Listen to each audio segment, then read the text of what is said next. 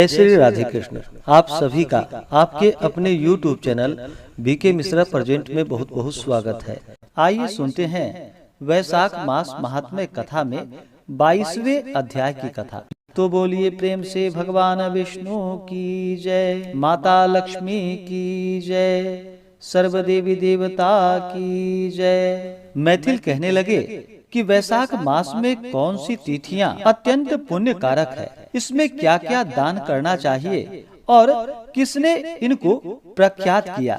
तब श्रुतदेव जी कहने लगे कि वैशाख मास की सभी तिथियां अत्यंत उत्तम है। प्रत्येक तिथि में किया गया दान कई गुना फल देने वाला है। संपूर्ण तीर्थ करने से जो फल प्राप्त होता है वैसा ही फल एक एक तिथि में स्नान, दान, तप, होम, पूजन आदि से प्राप्त होता है। कथा श्रवण करने से तत्काल मुक्ति मिलती है। रोगी तथा पीड़ित भी इस कथा के श्रवण से कृत्य हो जाते हैं। जो कोई बिना स्नान दान के इन दिनों को व्यतीत करता है उसको गोवध, कृतघ्न, पितृघाती तथा आत्मघात का पाप लगता है। जल स्वाधीन है तथा शरीर भी स्वाधीन है, फिर स्नान में संकोच क्यों किया जाता। दरिद्री, धनवान, लंगड़ा, लूला, अंध, नपुंसक, विधवा स्त्री, बालक, वृद्ध, युवा स्त्री सभी को वैशाख मास का सेवन करना चाहिए। वैशाखोक्त धर्म सुख के साधनों के योग्य है, इससे अधिक और कुछ शुभ नहीं है। जो कोई नीच इन सुलभ धर्मों का पालन नहीं करता उनको नरक का भागी होना पड़ता है, इसमें कोई संदेह नहीं। जैसे दही को मथ कर मक्खन निकाल लिया जाता है, वैसे ही इस मास की तिथियों को अलग अलग बताता हूँ। चैत्र के महीने में जब मेष की संक्रांति हो तब पापों का नाश करने वाली अमावस्या को कई गयाजी करने का फल मिलता है। मैं नरक और पितरों का एक पुरातन इतिहास कहता हूँ। जब पृथ्वी में सावर्णी मनवंतर का राज्य था, तीसरे कलयुग के अंत में जब धर्म नष्ट हो गया, उस समय आनर्त देश में धर्म वर्ण नाम का एक ब्राह्मण हुआ। उसने इस घोर कलयुग में मनुष्यों को पापों में रत देखा। सब मनुष्य अपने अपने वर्ण धर्मों से हीन हो गए। तब एक दिन वह ब्राह्मण महात्माओं के सत्र यज्ञ देखने के लिए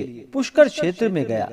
वहाँ पर ऋषि मुनि शास्त्रानुकूल पुण्य कथाओं का वर्णन कर रहे थे। कोई कोई कलयुग की प्रशंसा भी कर रहे थे। कहते थे कि सतयुग में भगवान वर्ष भर की तपस्या से प्रसन्न होते हैं, तो त्रेता में एक मास और द्वापर में एक पक्ष में, परंतु कलयुग में उससे 10 गुना फल भगवान के स्मरण मात्र से ही हो जाता है। कलयुग में थोड़ा सा पुण्य कर्म भी बहुत अधिक फल देने वाला है। जो दया, पुण्य, दान, धर्मादिक कुछ भी नहीं कर सकते उनके लिए केवल हरि का नाम उच्चारण करना ही अति उत्तम है। जो अकाल में अन्न दान करते हैं वे वैकुंठ को जाते हैं। जहाँ पर जब यह प्रसंग हो ही रहा था कि उसी समय नारद ऋषि हाथ से शीशन और दूसरे हाथ में जुहुआ को पकड़कर उन्मत्त की तरह हंसने व नाचने लगे। सबने आश्चर्य से पूछा कि नारद जी इसका क्या कारण है। नारद जी ने उस अवस्था में उत्तर दिया कि निस्संदेह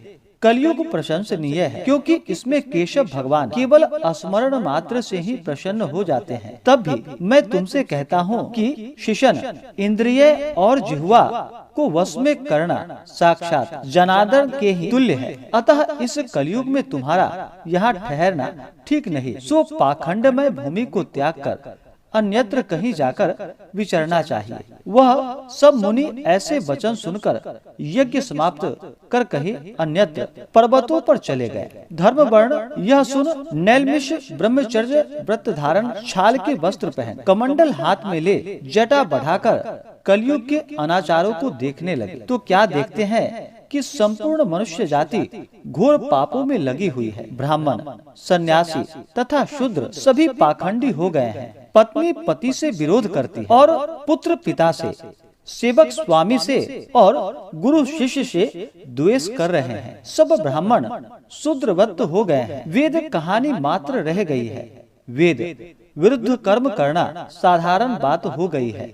भूत, पिशाच, प्रेत आदि की पूजा सब करते हैं। संपूर्ण मनुष्य कुकर्मों में लगे हैं, कुकर्मों से पुण्य तक त्याग देते हैं। कहते कुछ और हैं और मन में कपट रखते हैं। पाखंड विद्या राजभवन में भी प्रतिष्ठा पाती है।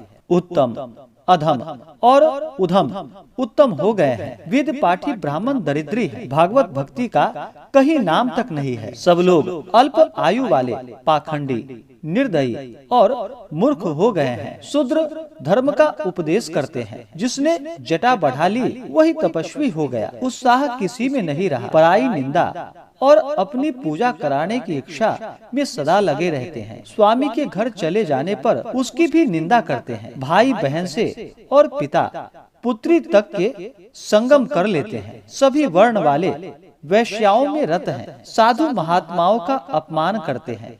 बड़े बड़े पापी सत्कार पाते हैं। किसी साधु से यदि भूल से भी कोई द्वेष हो जाए तो उसे दुराग्रह से कपट करते हैं। पापियों के दोषों को गुण समझकर उनका वर्णन करते हैं। जैसे स्तन में लगी हुई जोंक केवल रुधिर का ही पान करती है, इसी तरह कलयुग में निर्गुण लोग केवल दोषों को ही ग्रहण करते हैं। औषधियों में रस नहीं रहा।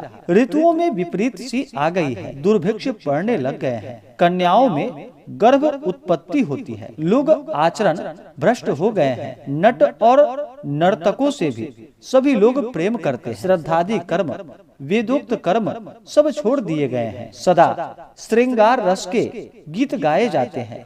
न कोई विष्णु की चर्चा करता है, न दीक्षा लेता है, न कोई तीर्थ यात्रा करता है। मनुष्यों की ऐसी विचित्र दशा को देखकर वर्ण धर्म बहुत शंकित हो गए हैं। पितृगण रोते और भ्रमण करते फिरते हैं। उनमें से कोई एक अंधकूप में पड़े हैं तो उनमें से कई एक दुर्वा के सहारे खड़े हैं और दुर्वा के टूटने उखड़ने से शंकित हो रहे हैं। उनको आश्रय देने वाली उस दूब को चूहे कुतर रहे हैं। उस दूब के 3 भाग तो चूहे कुतर चुके, चौथे भाग को वह भयभीत होकर देखते हैं। कोई पितृगण पितृलोक में ऐसे अंधकूप में पड़े हुए हैं जो अत्यंत भयंकर, दुर्गम और महाघोर है, जिसमें कोई सहारा नहीं। उनको देखकर विस्मित होकर कहने लगे कि तुम कौन हो और तुमने कौन सा घोर कर्म किया है जिससे तुम यहाँ पर पड़े हो। तुम्हारा गोत्र क्या है और तुम्हारा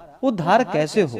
आप सब कुछ कहिए, आपका ही कल्याण होगा। इस प्रकार उसके ऐसे वचन सुनकर पितृश्वर प्रसन्न होकर धर्म और वेद को आगे करके कहने लगे कि हम जीवस्व गोत्री हैं। हमारे संतान न होने के कारण पिंडादिक से क्रियाहीन होकर दुख भोग रहे हैं। कलयुग में पापों के कारण हमारा वंश निसंतान हो गया। वंश के छिन्न होने से कोई श्राद्ध करने वाला नहीं रहा। इसी से इस अंधकूप में पड़े हैं।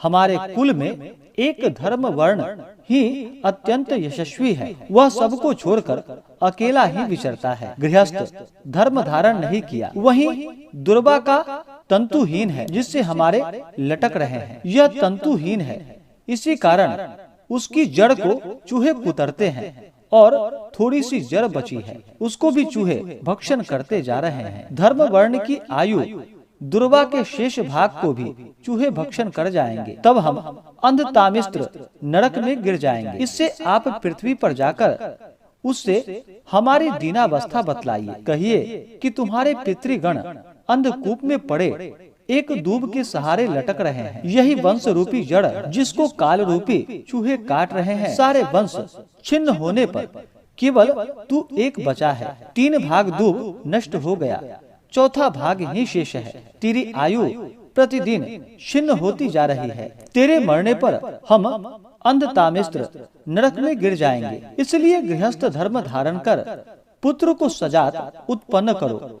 इसी से तुम्हारा और हमको भी अच्छी गति प्राप्त होगी। यदि कोई एक पुत्र भी गया श्राद्ध करे, शांग घोड़े आदि छोड़े, वैशाख कार्तिक व माघ का स्नान करे तो निश्चय ही हमारा उद्धार होकर शुभ गति प्राप्त होगी। और कोई एकादशी का व्रत करे, पापनाशक विष्णु की कथा सुने तो उसके 100 पीढ़ी आगे और 100 पीढ़ी पीछे के मनुष्य यदि कितने भी पापी क्यों न हो तो भी नरक के दर्शन नहीं करेंगे। जिनके कुल में कोई विष्णु की पूजा नहीं करता, उन पुत्रहीनों के लिए यह लोक कुछ भी नहीं है।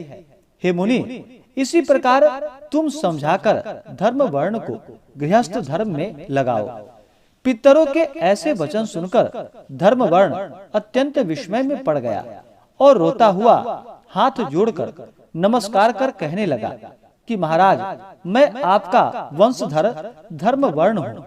मैं नारद जी के ऐसे वचन सुनकर कि कलयुग में किसी की जिह्वा और शिशन वश में नहीं रहते, मैं पृथ्वी को अत्यंत पापियों से युक्त देखकर कुसंगति में पड़ने के भय से दीपांतरों में फिरता रहा। इस कलयुग के 3 चरण बीत गए, वह चौथे चरण का भी 3.5 भाग बीत गया। मैंने अब तक आपके दुखों को अनुभव नहीं किया था। मेरा इतना जीवन वृथा ही गया।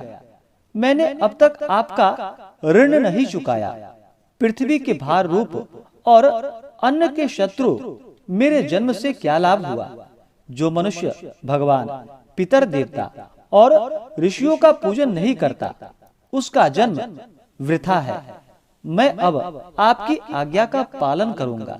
मुझे यह वरदान दे कि गृहस्थ धर्म का पालन करते हुए मुझको कलयुग की बाधा न हो। हे राजन, धर्म वर्ण के ऐसे वचन सुनकर पितृगण बोले, तुम अपने मित्रों की दशा देखो। संतान के अभाव से पतित होकर केवल एक दूसरे की दूब के सहारे रह रहे हैं। अतः तुम गृहस्थ धर्म धारण कर संतान उत्पन्न करो, क्योंकि यदि एक पुत्र भी भगवान की कथा में तत्पर और उनका स्मरण करने वाला हो तो उनको कलयुग बाधा नहीं देता। जिसके पेट में भगवान का भोग लगा हुआ अन्न हो, कान में तुलसी पत्र, हाथ में तुलसी की माला, जिह्वा पर हरि नाम हो, वैशाख मास में जो भगवान की कथा नित्य प्रति सुनते हो, जिनके घर में बलि वैश्वदेव होता हो, उनको कलयुग बाधा नहीं देता।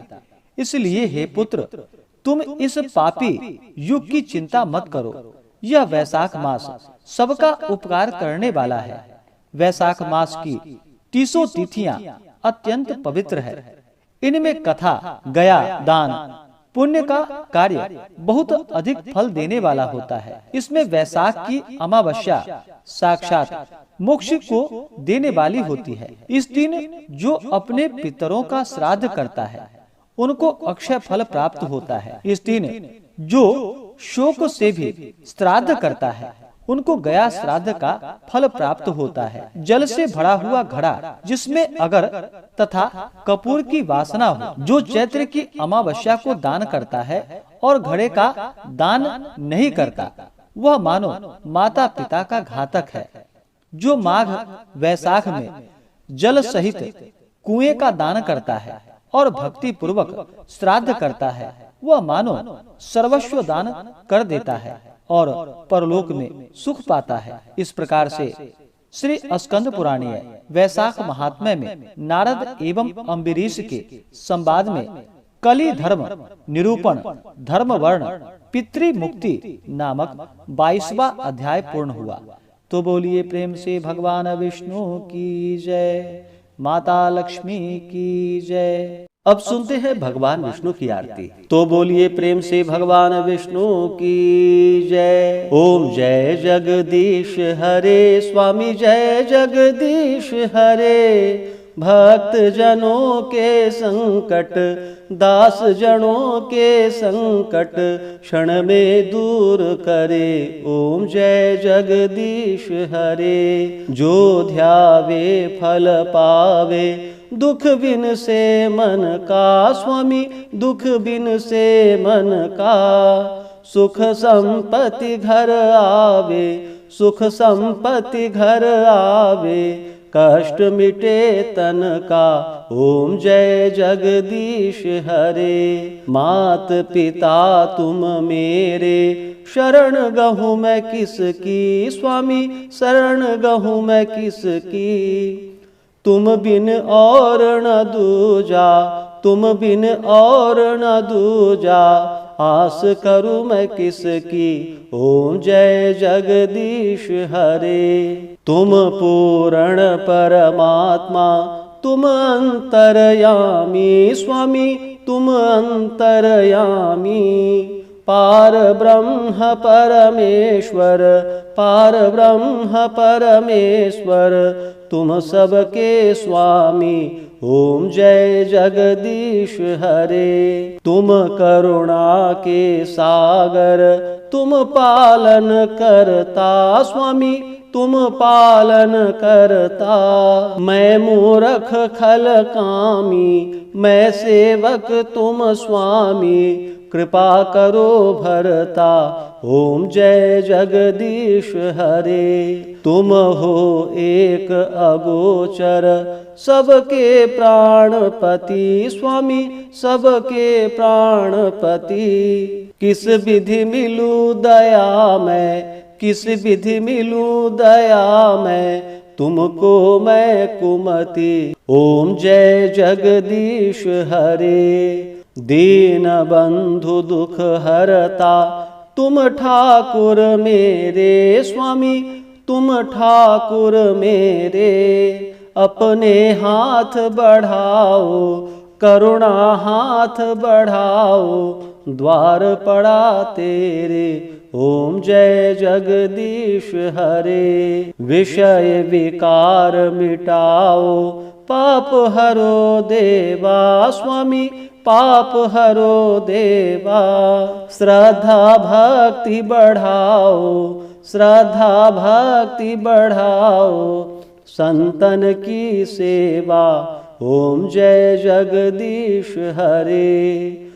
ओम जय जगदीश हरे। स्वामी जय जगदीश हरे। भक्त जनों के संकट दास जनों के संकट क्षण में दूर करे। ओम जय जगदीश हरे। ओम जय जगदीश हरे। तो बोलिए प्रेम से भगवान विष्णु की जय। माता लक्ष्मी की जय। भगवान श्री कृष्ण की जय। सर्व देवी देवता की जय। धर्म की जय हो अधर्म का नाश हो प्राणियों में सद्भावना हो विश्व का कल्याण हो सकल ग्राम समाज की रक्षा हो गौ माता की रक्षा हो अपने अपने माता पिता की जय हो अपने अपने गुरुजनों की जय हो सर्व देवी देवता की जय हो। नमः पार्वती पतये हर हर महादेव। इसके आगे की कथा जो कि आप अगले अध्याय में श्रवण कर पाएंगे। तो आशा करता हूँ कि यह जानकारी आपको अच्छा लगा हो। इसी प्रकार से ज्ञानवर्धक जानकारियाँ प्राप्त करते रहने के लिए व्रत पूजा के बारे में जानने के लिए कथा को सुनने के लिए चैनल पे अगर आप पहली बार आए हैं तो चैनल को लाल बटन दबा करके सब्सक्राइब करें। साथ में बेल आइकन घंटी को दबाएं ताकि आने वाली वीडियो का नोटिफिकेशन आपको समय से मिलता रहे। वीडियो को लाइक करें, शेयर करें। सुखी रहें और स्वस्थ रहें। जय श्री राधे कृष्ण। धन्यवाद।